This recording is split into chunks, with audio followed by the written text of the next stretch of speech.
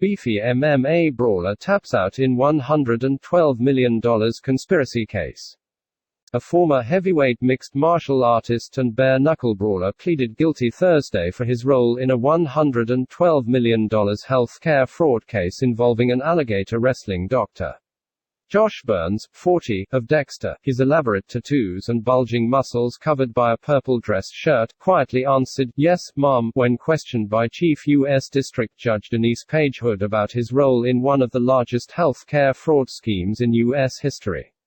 Burns admitted funneling kickbacks and bribes to Dr. Francisco Patino in return for referring urine samples for drug tests that cost Medicare more than $2.6 million.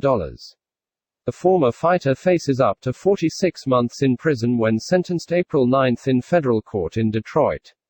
He also has agreed to pay $144,000 restitution to the U.S. Department of Health and Human Services.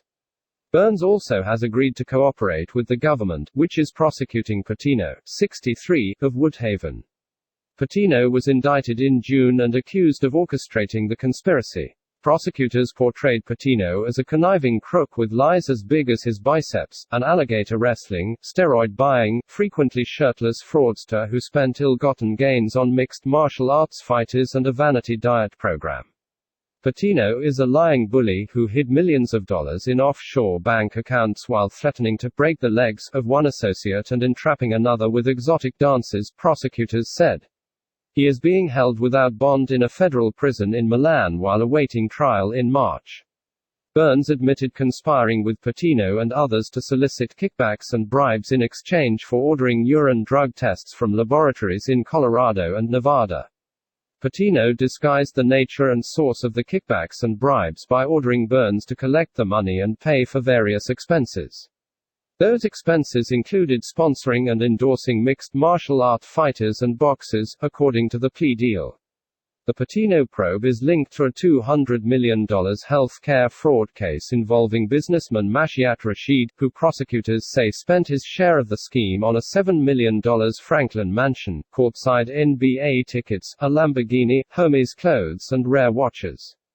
During the Rashid investigation, federal agents seized more than $21 million worth of cash and real estate and signaled Rashid's mansion should be forfeited to the government. Rashid was listed as resident agent of Global Quality on a state business filing in 2011, according to the Michigan Department of Licensing and Regulatory Affairs.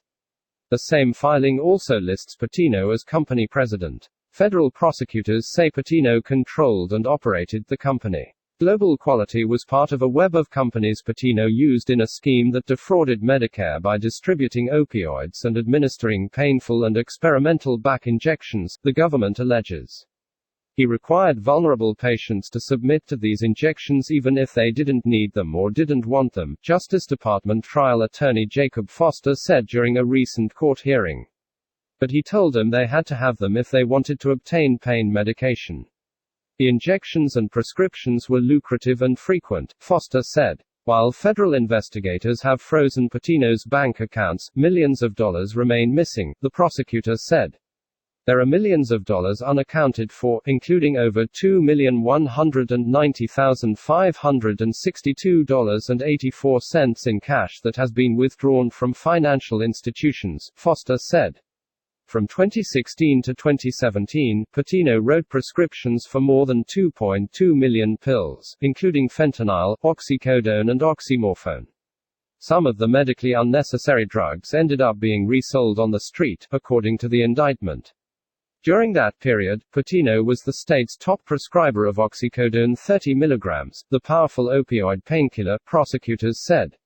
There is a simple explanation, Patino's lawyer Brian Lennon said. Patino's prescription pads were stolen and people who were not his patients received prescriptions by someone using his U.S. Drug Enforcement Administration number, Lennon said. Subscribe for more.